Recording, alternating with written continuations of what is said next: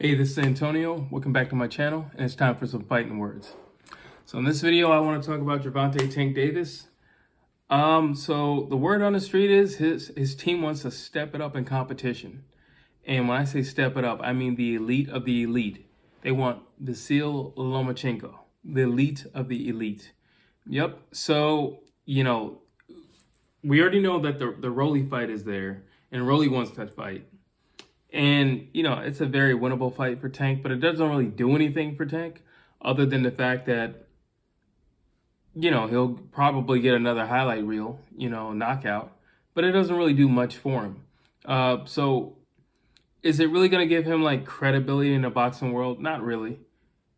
I mean, skill for skill, I can tell you right now that Gervonta Tank Davis is better than Rolly Romero. However, Vasiliy Lomachenko, that will give you the credibility you need. Yeah, I know what you're going to say. Teofimo beat him. Yeah, he beat him, but he beat a one-arm Lomachenko. And that was a very close fight. And, I've watched it a few times already. And there are days where I feel like Lomachenko won. And then there are days where I feel like Teofimo won. It's a lot like Hagler and Sugar Ray Leonard. It's like every time you watch the fight, you'll probably come out with a different winner. So that fight didn't tell me a whole lot. Not to mention soon after immediately after the fight, Vasiliy Lomachenko goes and gets surgery. So again, you fought a one-armed fighter. So it's not saying a whole lot that you beat him. But if Gervonta Tank Davis takes him on, he'll be fighting a healthy Lomachenko who's come off a really good win. So why not? Why not? I think it's time that the people in this division, the guys in this division, because I don't want to keep hearing that same old tale, oh, he's young and, he's not ready for that yet. I don't want to hear that anymore. You guys are like 26 and 27 and 0, so like you're ready. You're ready. like when it's ready, 30 and 0? No, you're ready now. So I got no issues with it. I want to see Vasiliy Lomachenko and Tank. And it's Tank's team that's kind of calling for that fight. Not kind of. They're calling for that fight. Because they see something, and quite frankly, I think Gervonta Tank Davis could beat Vasiliy Lomachenko. Because he could knock him out. He can knock him down. And I think they're in terms of speed, they might be equal.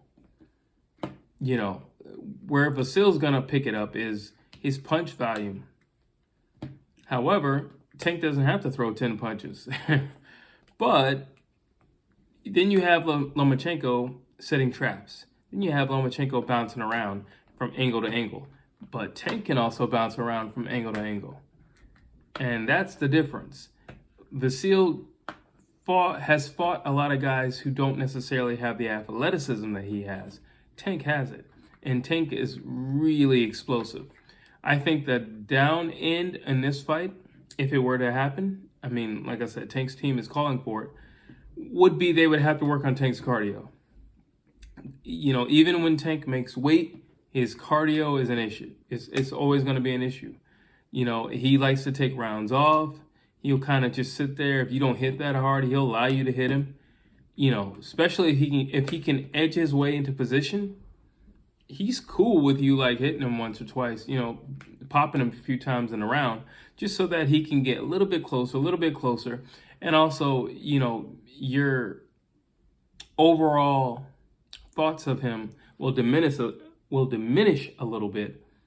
And, that's all he needs is an opening. So do I think that Gervonta Tank Davis could beat Vasiliy Lomachenko? Absolutely. Absolutely. But I also believe Vasiliy Lomachenko could beat Gervonta Tank Davis, and I think it's a very risky fight.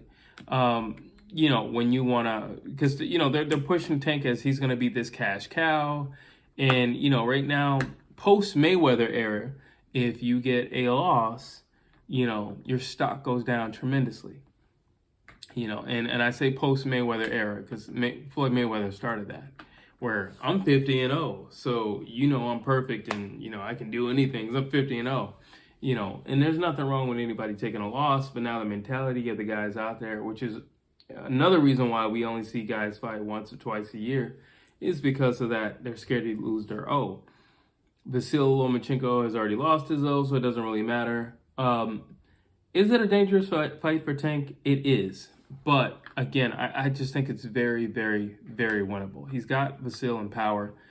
He's equal to Vasiliy in speed. His explosiveness is like, it's off the charts.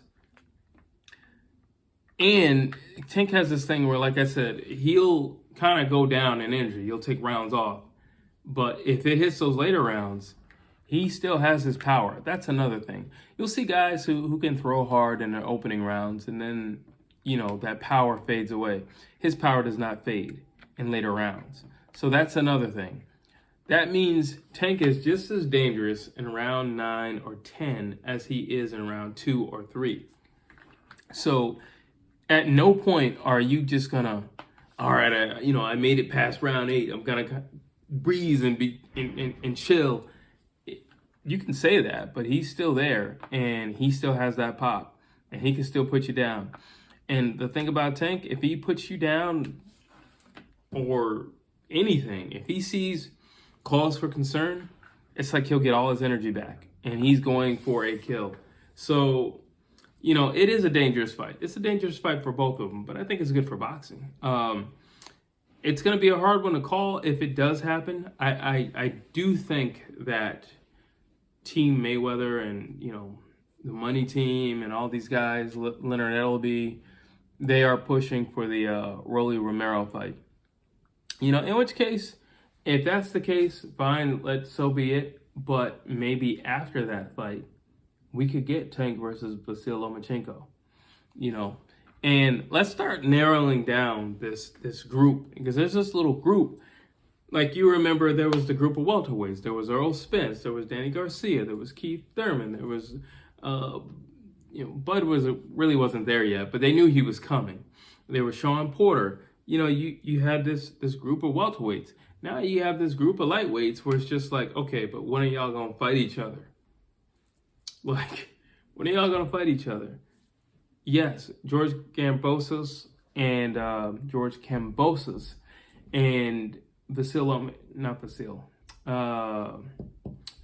Lopez, they fought each other. All right, they started this train off. Now we need to get the Ryan Garcias in there, with the Shakur Stevensons, with the Tanks, with the Devin Haneys. We need to get these guys mixing it up so we can see who's going to be the leader of the pack. We need to see who's going to, the same way Earl Spence, he crawled his way up. We found out who was the elite of that welterweight group. We need to see who's the elite of the elite here. Because honestly, all I'm seeing is a lot of Twitter wars and Instagram beefs, but honestly, to me, that's just a lot of barking. They're not doing a whole lot of biting. And this would be a fight that would separate Gervonta Tank Davis, and it would solidify him. It's like, okay, well, Teofimo beat him, but he beat a one-arm Lomachenko. I beat a two-arm Lomachenko who was coming off of a win. So he's high on morale. He's healthy.